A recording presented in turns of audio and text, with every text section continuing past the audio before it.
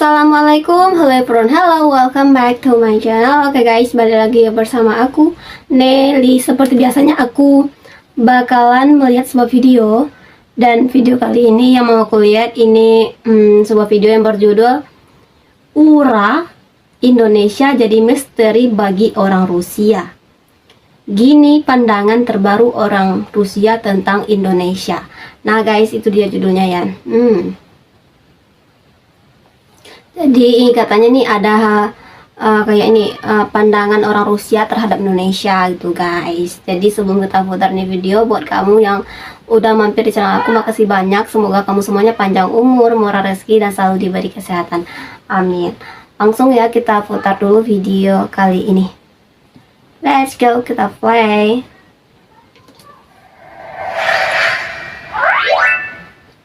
Oke, seperti biasa ya, untuk video originalnya teman-teman silahkan mampir di dunia seleb.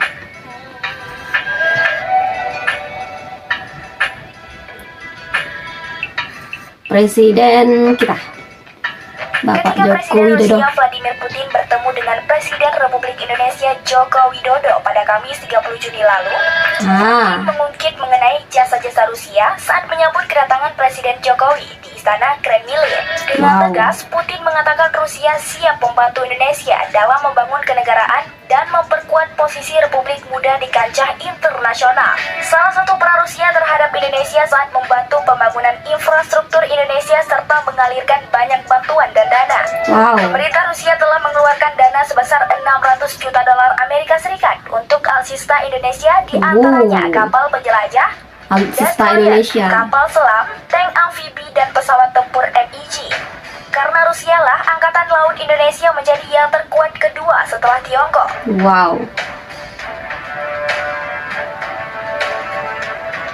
Dan juga nih, menurut aku Rusia ini juga populer banget ya di Indonesia ya. Ke Indonesia.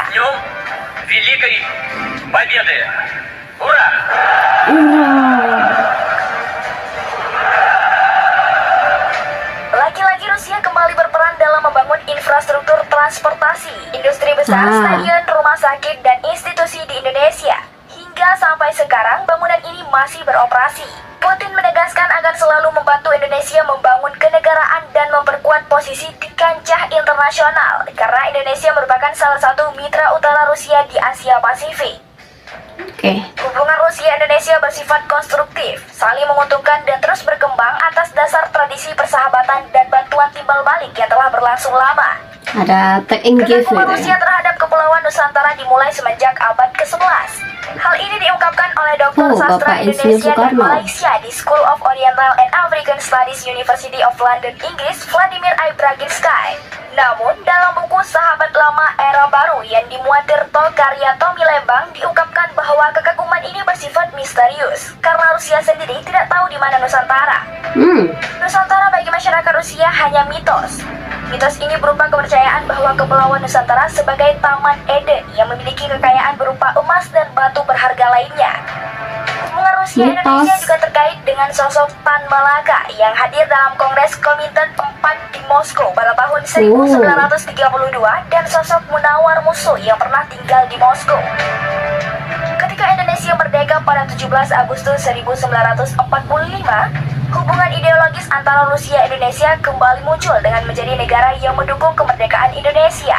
Rusia pernah menempatkan M. Bakunin yang merupakan seorang konsul pertama di Batavia saat itu Indonesia masih dijajah Belanda. Ia memegang jabatan sebagai konsul pada periode 1894 hingga 1899. Pada sidang PBB tahun 1945 hingga 1947, Andrei Gromyko melancarkan aksi gerakan mengecam Belanda yang melestarikan penjajahan di Indonesia.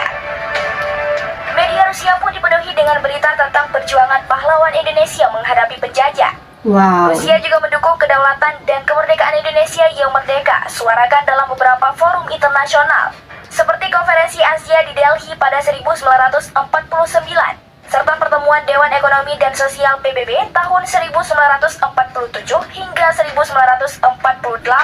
Rusia mengaku kemerdekaan Indonesia secara de facto pada tahun 1948, kemudian pengakuan de jure ketika sekaligus pembukaan hubungan diplomatik Rusia-Indonesia pada tahun 1950. Wah, jadi hubungan antara Indonesia dan Rusia ini udah berjalan dengan cukup lama ya guys ya. Di Rusia ada sebuah bangunan berbentuk masjid, namun dimanfaatkan sebagai kuda. Ketika Soekarno mengunjungi Leningrad dan melihat hal tersebut, ia ingin masjid itu dikembali fungsinya sebagai tempat ibadah.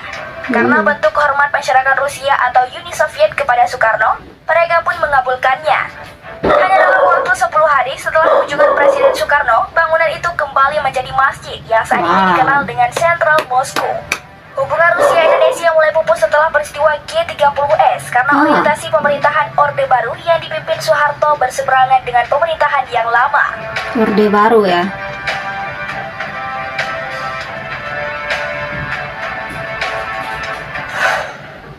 Bagaimana pendapat orang Rusia tentang Indonesia? Ini dia topik inti kita ya. Hello, can I ask you something about Indonesia? Do you know this country? You're from Indonesia.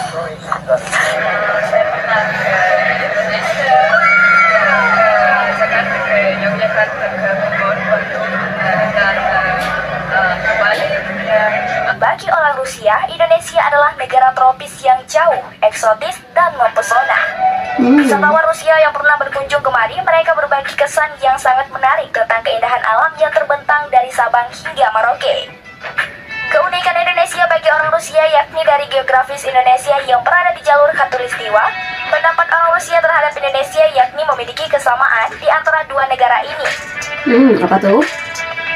Keanekaragaman budaya Indonesia dan Rusia memiliki banyak persamaan. Salah satunya adalah keberagaman atau diversity tradisi yang unik, orang-orang yang ramah, kekayaan warisan kebudayaan, etnis yang beragam, bahasa yang beragam diatur untuk hidup berdampingan dalam harmonisasi.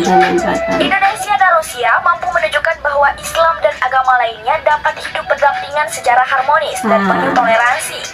Di Rusia juga sama. Mereka memiliki orang yang beragama Muslim, Kristen, Rusian Ortodok, Buddha. Inilah yang menciptakan keharmonisan. Jadi ada beberapa hal ya yang sama antara Indonesia dan Rusia. Mungkin ini juga sih yang bisa membuat dua negara ini sampai sekarang masih akur gitu ya, masih bersahabat ya, saling membutuhkan gitu ya.